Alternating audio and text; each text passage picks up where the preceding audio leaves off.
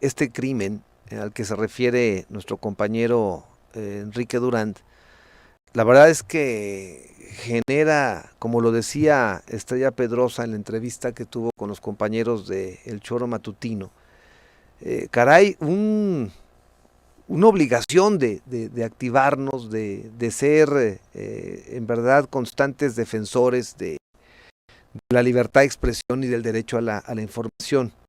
El número de crímenes es tremendo. No estamos en la conclusión de actualizar lo que nosotros llamamos el monitoreo permanente de asesinatos y desapariciones forzadas.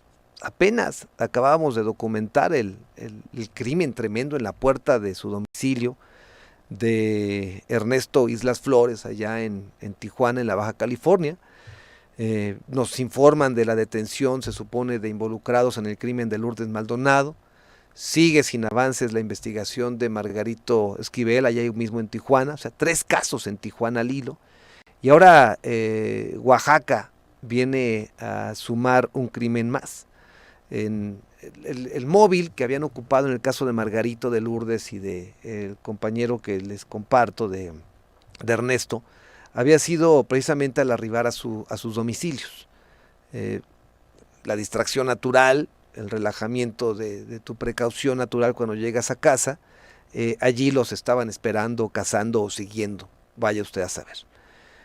Lo de ayer, en verdad es de nueva cuenta muy grave. El compañero en su estudio de grabación, allí de repente entran por lo menos 2 individuos, según han comentado algunos testigos, y lo abaten a tiros. Él era director de su página, RCP Noticias de Oaxaca, y este asunto, pues por supuesto, de manera inmediata volvió a levantar la exigencia del gremio hacia las autoridades federales, estatales, municipales, etcétera, para que se garantice en México este ejercicio de la libertad de expresión. Podemos hablar de mecanismos, podemos hablar de tantas y tantas cosas, pero los números hablan por sí solos. Nada más para darles un dato y que veamos la gravedad del asunto. Tan solo en lo que va de esta administración de Andrés Manuel López Obrador, con el asesinato de ayer, son 51 crímenes que se deben de vincular directamente como atentatorios a la libertad de expresión y el derecho a la información. De estos 50 crímenes, 42 corresponden directamente a periodistas. Debemos de sumar 2 locutores que hacían su trabajo, 9 amigos, un trabajador de prensa, es decir, aunque no estaba al aire, tenía actividades que dentro de la cadena periodística son fundamentales para el propio ejercicio. 3 familiares, no podemos soslayar a los hijos, ni a las esposas, ni a los cercanos, porque obviamente es una forma de tratar de acallar la tarea periodística. Y 2 escoltas, que hacían la tarea precisamente de custodia a quien ya había sido amenazado. Entonces, no se trata de incrementar cifras ni de alterar, en este caso, números porque queremos. Pero ya con el crimen de ayer debemos de sumar de 50 a 51 y de 42 a 43 periodistas. Esta es la gravedad, la tristeza que padece nuestro país. Y ahora recargo rápidamente el tema en el mecanismo, porque estuve muy atento a la charla de Oswald Alonso, de Estrella Pedrosa, de Viri Arias, de Pepe Montes. Creo que las puntualizaciones que nuestra compañera Estrella Pedrosa comentó son muy significativas, en el entendido de que hoy, más que nunca, la unidad es la que debe de prevalecer dentro del gremio. Y lo más grave es que el propio agresor sea quien quiera controlar la integración de mecanismos, eso es muy grave.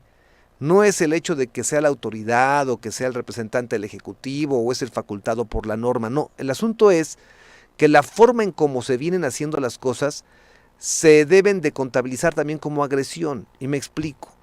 Una convocatoria que se hace a través de un mecanismo que no está normado, es decir, una publicación digital. De entrada ahí viene una agresión a la inteligencia y una agresión a la legalidad.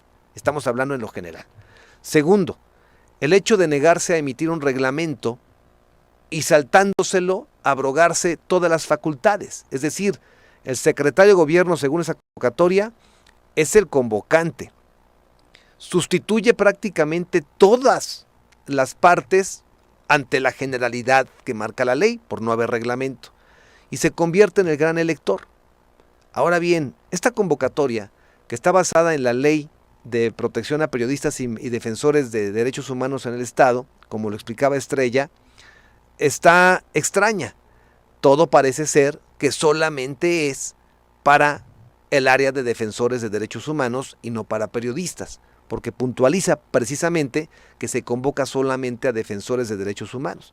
Entonces es una convocatoria tramposa porque habla de un mecanismo para dos áreas cuando solamente se está convocando a una. Es decir, agrede de nueva cuenta, ignora la importancia, ignora la emergencia que tiene el gremio periodístico. Se dice que hay un pacto, que para una asamblea, respetarla. El hecho es que no se avanza. Hemos nosotros dicho en varias ocasiones la urgencia de entrar a redactar un reglamento, que por supuesto es facultad del Poder Ejecutivo, pero debe de ser consideradas las áreas, que en este caso son defensores de derechos humanos y por el otro lado periodistas, para establecer los equilibrios en la conformación de los cuerpos colegiados que habrán de tomar las decisiones dentro del mecanismo. De otra manera, se lo estoy demostrando, quedamos en manos de nuestros propios agresores, los controladores de la publicidad oficial, los controladores de la información, los provocadores de los cercos informativos y ahora inclusive los controladores o pretensores controladores de un mecanismo que sale y nace eminentemente muerto.